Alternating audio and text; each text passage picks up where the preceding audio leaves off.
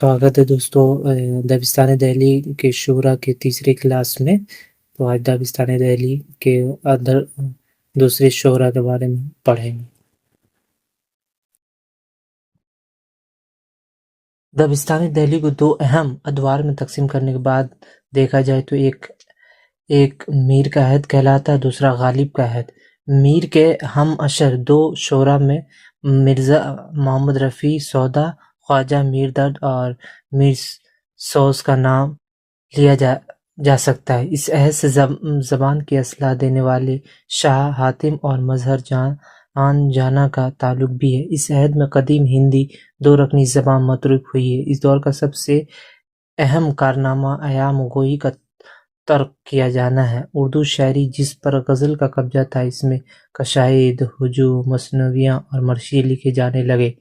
शोरा की तादाद बढ़ी और तज़किरे भी लिखे जाने लगे। गालिब के अहदे के अहम शोरा में मोमिन खान मोमिन, शेख मोहम्मद इब्राहिम ज़ोक और बहादुर शाह ज़फ़र का नाम लिया जा सकता है। दबिस्तान दहली की इन शोरा पर ज़िल में मुख्तलिफ रोशनी डाली जा रही है, जिनमें हम 3 शायरों के बारे में पढ़ेंगे, जिसमें सबसे पहला नाम है मिर्ज़ा मोहम्मद रफ़ी सौदा। मिर्ज़ा मोहम्मद रफ़ी सौदा 1706 ईस्वी में दिल्ली में पैदा हुए।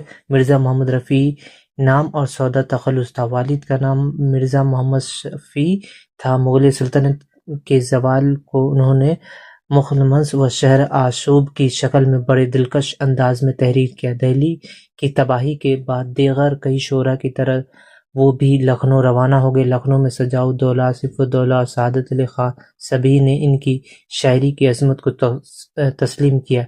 इन्हें मुल्कुल शोहरा का खिताब भी मिला। वहीं 1781 ईस्वी में वफ़ात पाई। उर्दू कसीदा के हवाले से सौदा का कोई सानी नहीं मिलता है। इनके कसीदे फ़ारसी कसीदों के हम पाला शुमार किए गए।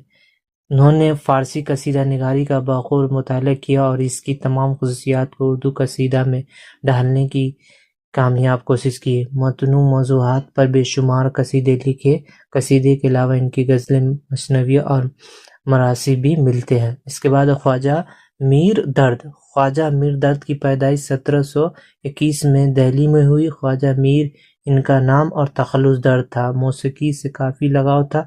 दर्द की शख्सियत का सबसे नुमायाँ पहलू इनकी मज़ीहत व खुदा शनासी है। 1785 में दिल्ली में इनका इंतकाल हो गया। दर्द ने फ़कीराना ज़िंदगी गुजारना पसंद किया। इनकी ज़िंदगी का अक्स इनकी शायरी में भी मिलता है। वो एक सूफ़ी बुज़ुर्ग थे और इनकी शायरी में हक़ूक़ी इश्क मिलता है। सादगी, ज़बां व बयां की दिलकशी इनके कलाम में कसरत से नज़र आती है। उर्दू को इब्तिदा में तरक्की देने वाले 4 सतूनों मिर्ज़ा मजहर जाना, मिर्ज़ा मोहम्मद रफ़ी सौदा और मीर तकी मीर के साथ इनका शुमार किया जाता है। इसके बाद आता है मीर सौद। मीर सौद की पैदाइश मीर सूस की पैदाइश 1721 ईस्वी में दिल्ली में हुई। मोहम्मद मीर इनका नाम और सूस तखल्लुस था। इब्तिदा में मीर भी तखल्लुस रखा था, मगर मीर तकी मीर की शोहरत के बाद सूस तखल्लुस इख्तियार कर लिया। दिल्ली की तबाही के बाद फर्रुखाबाद और फैज़ाबाद में रहाइश इख्तियार की, मगर आखिर में लखनऊ को अपना मस्कन बनाया। 1798-99 में लखनऊ में इनका इंतकाल हुआ। सूस की गज़लों में सीधे साधे ख़यालात, उसलूब की सादगी, ज़बां की सेहत व सफ़ाई मिलती है।